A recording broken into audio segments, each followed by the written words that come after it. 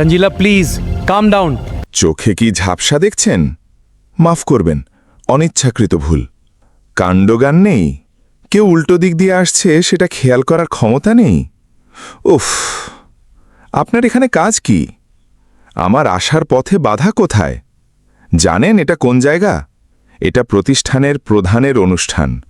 কে আটকাবে আমাকে? আমি আটকাব। আমি এই প্রতিষ্ঠানের হবু প্রধান নির্বাহী এবং মালিকের বাগদত্তা। হবু? এখনও তো পদটা পাননি। মালিকের সাথে তো আমারই বিয়ে ঠিক। কিন্তু আপনার মতো রাস্তার ছোকরাকে কে জীবনসঙ্গী করবে? আমাদের বাড়ির কাজের লোকও তো আপনার মতো মানুষকে ঘৃণা করবে। আচ্ছা, আমায় বিয়ে করবেন? অবশ্যই। একটু আগেই তো দেমাগ করে বললেন আমাদের বাড়ির গৃহপরিচারকও আপনার মতো কাউকে জীবনসঙ্গী হিসেবে বেছে নেবে না। এই তো দেখুন, আপনার চোখের সামনেই আমাদের বিয়েটা সেরে নিলাম। আর প্রধান নির্বাহীর কথা যেহেতু তুললেন, জেনে রাখুন সে আমার সহধর্মিণী। আপনার বাড়ির কাজের লোক নয়, বরং এই মেয়েটি এই পুরো প্রতিষ্ঠানের দায়িত্ব নেবে। চেয়ে চেয়ে দেখুন, আমিও দেখছি এই রাস্তার মেয়ে কিভাবে বড় পদের মর্যাদা পায়।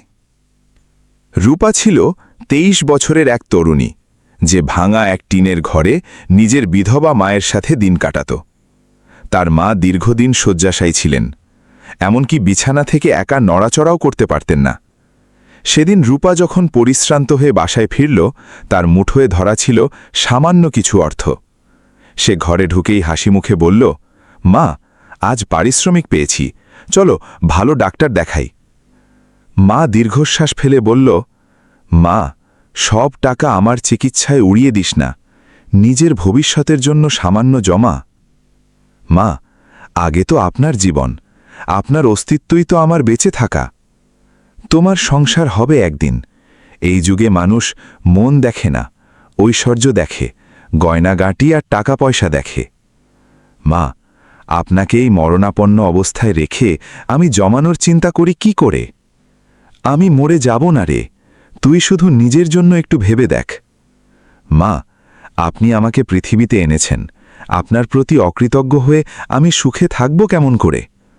আমার সংসার হোক বা না হোক, ওসব নিয়ে আমি ভাবি না। শুধু আপনি সুস্থ থাকলেই হলো। আপনার সেবাই আমার প্রথম কাজ, দুনিয়ার অন্য সব তারপরে। তুই বড্ড জেদি। আপনার জন্য জেদ করব না তো কার জন্য করব? চলুন মা, আমি এক্ষুনি আপনার পথ্য নিয়ে আসছি। আচ্ছা যা, তবে আঁধার হওয়ার আগে ফিরিস। পরদিন খুব ভোরে রূপা তার কর্মস্থলে গেল। রেল স্টেশনের প্ল্যাটফর্ম ঝকঝকে রাখার দায়িত্ব ছিল তার। সে অত্যন্ত নিপুণভাবে কাজ করছিল। মেঝে মোছা, আবর্জনা পরিষ্কার করা, এসবই ছিল তার প্রতিদিনের রুটিন। হঠাৎ সামনে দিয়ে এক যুবককে বেশ ব্যস্ত পায়ে এগিয়ে আসতে দেখা গেল। তার কাঁধে একটা ওভারকোট। ঠিক সেই মুহূর্তে পাশের থেকে এক অহংকারী মেয়ে হেঁটে আসছিল, যার নাম ছিল তানজিলা। আচমকা দুজনের মাঝে সজোরে ধাক্কা লাগল। যুবকটির কোট মাটিতে পড়ে গেল এবং তানজিলার হাতে থাকা কিছু নথিপত্র প্ল্যাটফর্মে ছড়িয়ে ছিটিয়ে পড়ল। তানজিলা চিৎকার করে উঠল, আপনার কি সাধারণ নজরটুকুও নেই? দুঃখিত, আমি খেয়াল করিনি। বুদ্ধি কি লোপ পেয়েছে? সামনে দিয়ে মানুষ যাচ্ছে সেটুকু বোঝার ক্ষমতাও নেই? আমি তো দুঃখ প্রকাশ করেছি, একটা শব্দে কি সব ক্ষতিপূরণ হয়? হ্যাঁ আম্মু, আমি স্টেশনে চলে এসেছি। এখানে আজকাল রাস্তার যত আজে বাজে লোক ভিড় জমায়, হাঁটা চলার ন্যূনতম শিক্ষা নেই। মা, তাড়াতাড়ি বেরিয়ে এসো, কোম্পানির কর্ণধার কিছুক্ষণের মধ্যেই ঢুকবেন। ঠিক আছে আম্মু, আমি পৌঁছাচ্ছি। যুবকটি কিছুক্ষণ স্তব্ধ হয়ে দাঁড়িয়ে রইল, তারপর নিচু হয়ে নিজের কোটটি ঝাড়তে শুরু করল। ঠিক তখনই রূপা সেখানে এগিয়ে এলো। সে বিনীতভাবে বলল, স্যার, আপনি কি এই শহরে নতুন? হ্যাঁ, আমি প্রবাসে থাকতাম, ব্যবসায়িক কারণে আসতে হলো। স্যার, এসব অহংকারী মানুষের কথায় কান দেবেন না। দামি পোশাক মানেই তো দামি মানুষ নয়। কিছু মনে করিনি আমি। ওটা দিন, আমি আপনার কোটটা ধুলোমুক্ত করে দিচ্ছি। না না, থাক। আচ্ছা, তোমার নাম কি? স্যার, আমার নাম... স্যার ডাকবেন না, আমার নাম আরিয়ান। আমি আপনাকে নাম ধরে ডাকি কি করে? আপনি অনেক সম্মানিত ব্যক্তি, নামে ডাকলেই স্বাচ্ছন্দ্য বোধ করব। আমার নাম রূপা, শহরতলির এক ঝুপড়িতে থাকি মায়ের সাথে। তোমার মা কি করেন? খুব অসুস্থ, সারাদিন ওষুধের উপর টিকে আছেন। তবে কেন ভালো কোনো ক্লিনিকে ভর্তি করো না? মা তো বলেন নিজের বিয়ের জন্য জমানোর কথা, কিন্তু আমি তার সুস্থতার জন্য সব খরচ করে ফেলি। আমি সচরাচর এমন নিঃস্বার্থ মানুষ খুব একটা দেখিনি। এতে আশ্চর্যের কি আছে? অনেক কিছুই আছে। যাই হোক, আমায় যেতে হবে। মায়ের সেবা এভাবেই করে যেও। আরিয়ান প্রস্থান করল, তবে যাওয়ার আগে সে একবার আর চোখে রূপার মায়াবী মুখটা দেখে নিল, এবং রূপাও বেশ কিছুক্ষণ এক দৃষ্টিতে ওই অচেনা মানুষটির দিকে তাকিয়ে থাকল। স্টেশনের ডিউটি শেষ করে রূপা গোধূলি বেলায় ঘরে ফিরল। মা জিজ্ঞেস করল, এত দ্রুত চলে এনি যে? আজকে বিকেলের কাজটা তাড়াতাড়ি মিটে গিয়েছিল। পরের দিন ওই বড় প্রতিষ্ঠানে এক বিশাল সংবর্ধনার আয়োজন করা হয়েছিল। উঁচু পদের জন্য নতুন মুখ বেছে নেওয়া হবে এবং সেই খুশিতে একটি জাঁকজমকপূর্ণ উৎসবও ছিল। রূপা সেখানে খণ্ডকালীন পরিচ্ছন্নতা কর্মী হিসাবে যোগ দিয়েছিল, তাই কাক ভোরেই সে সেখানে হাজির হল। রূপা একাগ্রচিত্তে কাজ করছিল। তখনই সেখানে মিসেস চৌধুরী ও তার মেয়ে তানজিলার দাম্ভিক প্রবেশ ঘটল। মিসেস চৌধুরী ঢুকেই রূপাকে ধমক দিয়ে বলল, এই মেয়ে, হাত চালাও, আজ কিন্তু সাধারণ কোনো অনুষ্ঠান নয়। আজ আমার জামাই এই প্রতিষ্ঠানে পদার্পণ করবেন, তিনি এই সাম্রাজ্যের অধিপতি। মেঝেতে ধুলো কেন? তোমার কি কোনো ধারণা আছে আজকের গুরুত্ব নিয়ে? এই তো করে দিচ্ছি, জলদি করো, আমাদের চোখে যেন বিন্দুমাত্র ত্রুটি ধরা না পড়ে। কিছুক্ষণ বাদে মিলনায়তন কানায় কানায় ভরে উঠল। আমন্ত্রিতরা ছোট ছোট দলে ভাগ হয়ে আলাপচারিতায় মগ্ন ছিলেন। মিসেস চৌধুরী মুচকি হেসে তানজিলাকে বলল, মা, তোর মনে পড়ে ছোটবেলায় ওর সাথে খেলা করতিস? কি চমৎকার ছিল দেখতে, হ্যাঁ আম্মু? এখন তো আরও ব্যক্তিত্ববান হয়ে উঠেছেন এবং তিনি এখন এই পুরো সাম্রাজ্যের মালিক। উফ, কবে যে আসবেন জানি না কেন এত দেরি হচ্ছে। স্টেশনেও তো দেখা হলো না ওনার সাথে। ঠিক সেই মুহূর্তে প্রধান ফটক দিয়ে এক যুবক প্রবেশ করল। তানজিলা তাকে দেখা মাত্রই বিস্ময়ে বিমূঢ় হয়ে গেল। সে কর্কশ্বরে বলল, আপনি আপনি এখানে কোন সাহসে এলেন? আমি কেন আসতে পারবো না শুনি? আপনি কি জানেন এটা কোন জায়গা? এটা এই কোম্পানির মালিকের সংবর্ধনা। তাতে কি? তাতে এটাই যে এখানে ব্রাত্যদের প্রবেশ নিষেধ। কে বাধা দিচ্ছে? আমি দিচ্ছি। আমি এই কোম্পানির হবু শীর্ষ কর্মকর্তা আর মালিকের হবু জীবন সঙ্গিনী। হবু? তার মানে এখনও কিছু নিশ্চিত নয়? আপনার স্পর্ধা তো কম নয়। মালিক কি আমায় চেনেন না ভাবছেন? চিনতে পারেন, কিন্তু কোনো চূড়ান্ত রায় তো তিনি দেননি এখনও। আপনার মতো ছোট লোকরা এখানে কি করছে? রাস্তা মাপুন। যতক্ষণ খোদ মালিক আমায় যেতে না বলবেন আমি নড়ছি না। পাণ্ডিত্য দেখানোর চেষ্টা করবেন না। আমি কেবল সময়ের অপেক্ষা করছি। আমার ভাগ্য তো মালিকের সাথেই জোড়া। কিন্তু আপনার মতো অপদার্থের সাথে কে ঘর বাঁধবে? আমাদের বাড়ির ভৃত্যেরাও আপনাকে পছন্দ করবে না। আচ্ছা, তবে আপনার বিচারে কি সেবক বা সাধারণ মানুষ তুচ্ছ, অথবা আমি অযোগ্য? বলুন, কার কথা বলছেন? ঠিক তখন আরিয়ানের নজর গেল রূপার দিকে, যে একপাশে জড়সড় হয়ে দাঁড়িয়ে সব দেখছিল। সে তার কাছে গিয়ে নরম স্বরে বলল, তুমি এখানেও আছো? জি, খণ্ডকালীন কাজ। একটা প্রশ্ন করি, বলুন, আমাকে মানুষ হিসেবে তোমার কেমন মনে হয়? আপনি খুব উদার, সত্যি বলছো? জি। আমি যদি প্রস্তাব দিই যে তুমি আমায় বিয়ে করবে? আপনি কৌতুক করছেন বোধহয়। মোটেও না। আপনি আর আমি, এটা তো অলীক কল্পনা। কেন শুনি? আপনি অনেক উঁচুতলার মানুষ, আর আমি ওসবে আমার কিছুই আসে যায় না। তোমার যদি কোনো ব্যক্তিগত দ্বিধা না থাকে তবে আমি রাজি আছি, চলো আমার সাথে। কোথায়? সেখানেই যেখানে এই অঙ্গীকার পূর্ণতা পাবে। রূপা কিংকর্তব্য বিমূঢ় হয়ে তার পিছু নিল। মিলনায়তনের এক কোণে ঈশ্বরের একটি পবিত্র স্থান ছিল। অতিথিরা শ্রদ্ধাভরে সেখানে মস্তক অবনত করছিল। আরিয়ান সোজা সেখানে গিয়ে দাঁড়াল। রূপা ফিসফিস করে বলল, আরিয়ান, এসব আপনি কি করছেন? যা ন্যায়সঙ্গত মনে হচ্ছে। আরিয়ান, ভেবে দেখুন, আমি মনস্থির করে ফেলেছি। আর সে কোনো অবকাশ না দিয়ে রূপার ললাটে ভালোবাসার চিহ্ন এঁকে দিল। রূপা কিংকর্তব্য বিমূঢ় হয়ে ঠাঁই দাঁড়িয়ে রইল, যেন তার বোধশক্তি কাজ করছে না যে পলকে কি ঘটে গেল। তার আখিদ্বয় সজল হয়ে উঠল, কিন্তু সে শব্দহীন রইল। তানজিলা দূর থেকে এই দৃশ্য দেখে ফেলল। সে রণমূর্তি ধারণ করে কাছে এলো এবং চেঁচিয়ে বলল, কি স্পর্ধা আপনার? এইমাত্র যে বললেন আপনার বাড়ির পরিচারকেরাও আমার মতো কাউকে জীবনসঙ্গিনী করবে না। এই তো দেখুন, আপনার চোখের সামনেই আমি করে দেখালাম, কোনো বাধ্যবাধকতা ছাড়াই। তোর এত বড় সাহস কি করে হলো? তুই আমাদের দয়ায় বেঁচে আছিস, আমাদের দানা খেয়ে আজ আমাদেরই অপমান করছিস। এসব কি তামাশা এখানে? আম্মু, ওই রাস্তার মেয়েটাকে জীবনসঙ্গিনী বানিয়ে নিল। আজকের পর তুই এই দপ্তরে পা রাখবি না। এই মুহূর্তেই দূর হয়ে যায় এখান থেকে। ধীরে ধীরে মিলনায়তন জনশূন্য হতে শুরু করল। আমন্ত্রিতরা একে একে প্রস্থান করছিল। ঠিক সেই সময় আরিয়ান ও রূপাও একসাথে বের হয়ে আসছিল। রূপা অত্যন্ত দুশ্চিন্তায় বলল, আরিয়ান, এখন আমি মায়ের চিকিৎসার অর্থ পাবো কোথায়? আমাদের সংসার চলবে কি করে? আমার তো জীবিকাটাই কেড়ে নেওয়া হলো। তুমি বৃথা চিন্তা করো না। আজ থেকে তুমি আমার অর্ধাঙ্গিনী এবং তোমার সকল দায়ভার এখন থেকে আমার। তুমি এখন আর নিঃসঙ্গ নও। ফেরার পথে রূপা কেবল এটাই ভাবছিল যে সে সঠিক সিদ্ধান্ত নিয়েছে কিনা। বাড়ি পৌঁছতেই তার মা দরজা খুলে দিলেন। তিনি আরিয়ানকে দেখে অবাক হয়ে জিজ্ঞেস করলেন, মা, ইনি কে? মা, ইনি আরিয়ান, আর আমি ওনাকে জীবনসঙ্গী হিসেবে গ্রহণ করেছি। বাবা, তুমি যা করেছো তার জন্য কৃতজ্ঞতা জানানোর ভাষা নেই আমার, তবে আমার এই মেয়েটাকে আগলে রেখো, এখন থেকে ও আমার ছায়া। বাবা, তুমি জীবিকার জন্য কি করো? মা যে প্রতিষ্ঠানে আজ উৎসব ছিল এবং যেখানে কাল নতুন প্রধান কর্মকর্তা নিয়োগ হবে, আমি সেই প্রতিষ্ঠানের মালিক। আরিয়ান, আপনি মার সাথে কেন এমন তামাশা করছেন? রূপা, আমি ঠাট্টা করছি না, আমি পরম সত্য বলছি। তোমার কি আমার উপর বিন্দুমাত্র বিশ্বাস নেই? বিশ্বাস তো আছে, কিন্তু এমন অবিশ্বাস্য কথায় কি বা বলি? তোমার কি সংশয় হচ্ছে? তুমি কি কখনো এই প্রতিষ্ঠানের কর্ণধারকে সামনে দেখেছ? না, আমি তো কখনো দেখিনি। তুমি কোন যুক্তিতে বলছো যে আমি মিথ্যা বলছি? মা, ছেলেটিকে তো আমার খুব সৎ মনে হয়েছে, তবে মনে হয় ওর মানসিক চিকিৎসা প্রয়োজন, হয়তো মস্তিষ্ক বিকারগ্রস্ত হয়ে পড়েছে। হ্যাঁ মা, আমিও ঠিক এটাই ভাবছি। 2-1 দিন গেলে ওনাকে ভালো ডাক্তার দেখাবো। পরদিন সূর্যোদয়ের সাথে সাথে আরিয়ান প্রস্তুত হয়ে গেল। সে দ্রুত ফোন বের করে কাউকে নির্দেশ দিল। সে বলল, আজকের অনুষ্ঠানের জন্য 2টো বিশেষ আমন্ত্রণপত্র প্রস্তুত রেখো, একটা আমার নামে আর অন্যটা রূপার নামে। জি স্যার, হয়ে যাবে। আপনি তৈরি হয়ে কোথায় যাচ্ছেন? আজ তোমাকে জীবনের চরম সত্যের মুখোমুখি করাবো। কিছুক্ষণ বাদে দুজনেই সেই বিশাল দপ্তরের ফটকে পৌঁছাল। প্রকাণ্ড ফটকের সামনে অনেক মানুষের ভিড় ছিল। যখনই তারা ভেতরে পা বাড়াল, তখনই তানজিলা ও তার মায়ের নজর তাদের ওপর স্থির হল।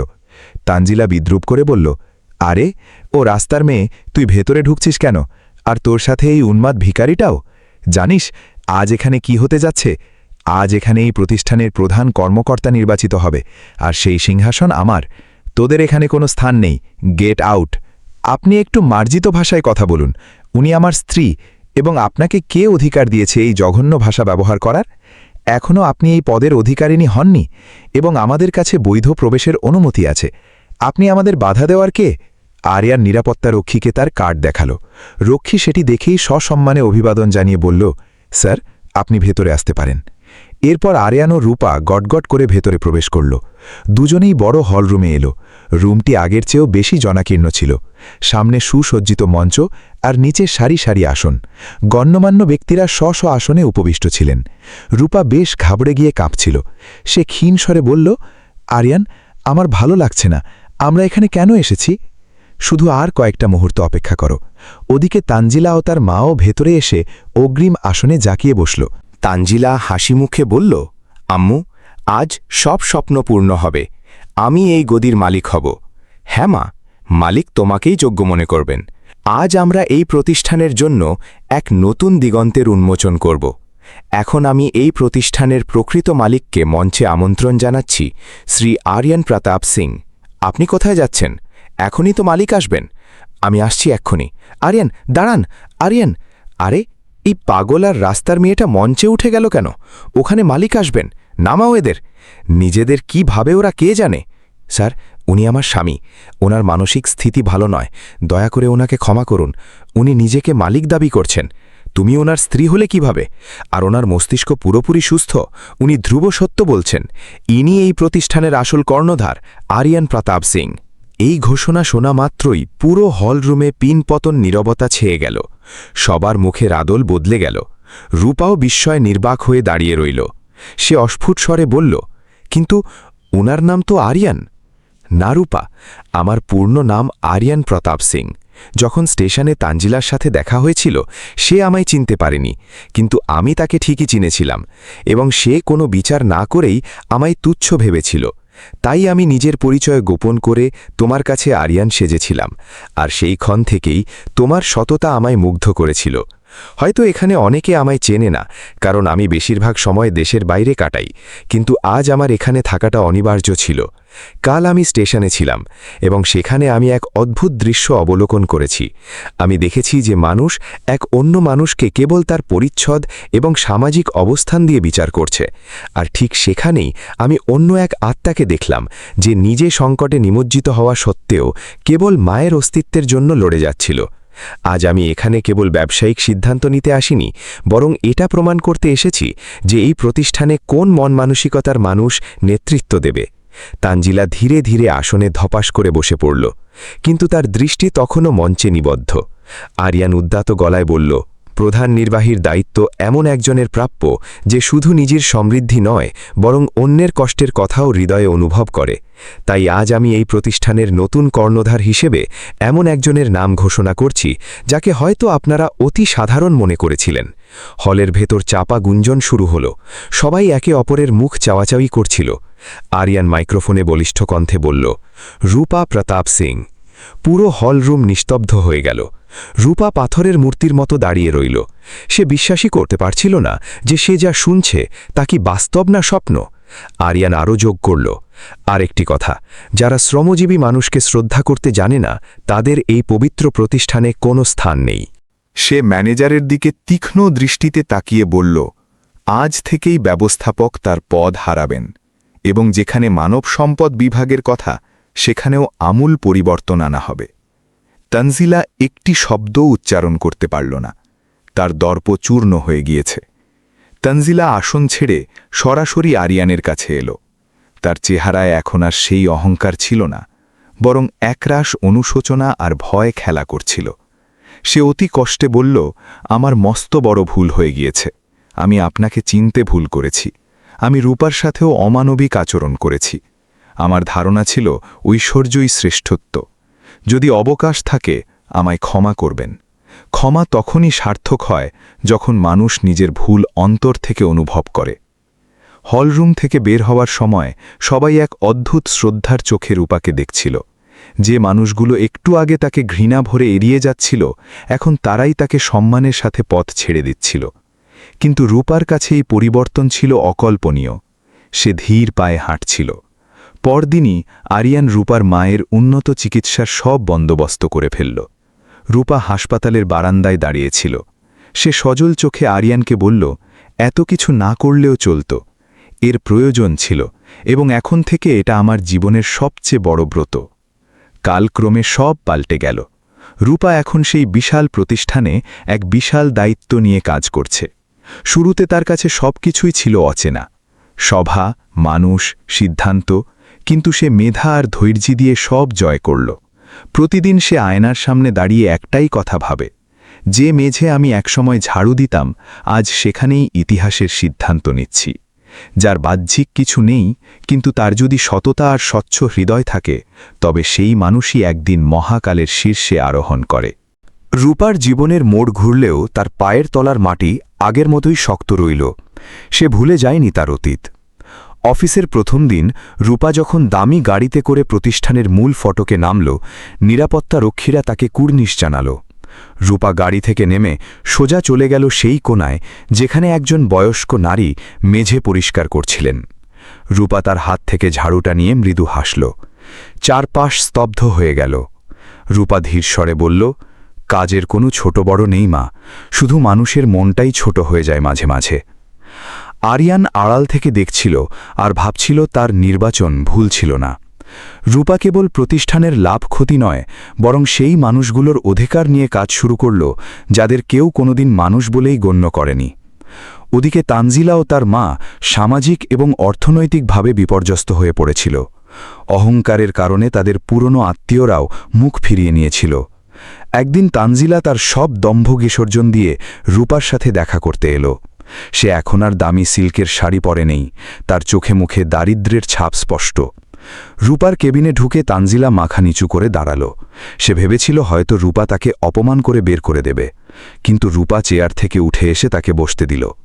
তুমি এখানে কেন তানজিলা? আমি চাকরি প্রার্থী হয়ে এসেছি রূপা। আমাদের সব শেষ হয়ে গেছে। আমি কোনো সাধারণ কাজ পেলেও কৃতজ্ঞ থাকব। রূপা এক মুহূর্তের জন্য জানালার বাইরে তাকাল, তারপর বলল, যোগ্যতা থাকলে এই প্রতিষ্ঠানে সবার স্থান আছে, তবে তোমাকে শুরু করতে হবে একদম নিচ থেকে। যদি তুমি সাধারণ মানুষের মর্যাদা বুঝতে পারো, তবেই তুমি ওপরের পদের যোগ্য হবে। তানজিলা চোখের জল মুছে রাজি হল। এটিই ছিল তার জীবনের সবচেয়ে বড় শিক্ষা। হাসপাতাল থেকে রূপার মা সুস্থ হয়ে ফিরে এলেন, তবে তিনি সেই পুরনো ঝুপড়ি ঘরটা ছাড়তে চাইলেন না। আরিয়ান পরম মমতায় শাশুড়ি মায়ের হাত ধরে বলল, মা, ঘর তো ইট পাথরের হয় না, ঘর হয় মনের। আপনি যেখানে থাকবেন সেখানেই আমাদের স্বর্গ। শেষ পর্যন্ত আরিয়ান শহরতলির সেই পরিবেশেই একটি সুন্দর বাংলো তৈরি করে দিল, যেখানে রূপার মা খোলা বাতাসে শ্বাস নিতে পারতেন। এক সন্ধ্যায় আরিয়ান আর রূপা রেল স্টেশনের সেই প্ল্যাটফর্মে গিয়ে দাঁড়ালো যেখানে তাদের প্রথম দেখা হয়েছিল। ট্রেন চলে যাওয়ার পর প্ল্যাটফর্ম তখন ফাঁকা। রূপা বলল, আচ্ছা আরিয়ান, সেদিন যদি আপনি আপনার পরিচয় দিয়ে দিতেন তবে কি সব এমন হতো? আরিয়ান রূপার হাত ধরে বলল, আমি চেয়েছিলাম এমন একজনকে যে আমাকে আমার বিত্ত দিয়ে নয়, আমার সত্তা দিয়ে ভালোবাসবে। আর আমি এমন একজনকে খুঁজে পেতে চেয়েছিলাম যার নিজের কিছু না থাকলেও অন্যের জন্য সব উজাড় করে দেওয়ার ক্ষমতা আছে।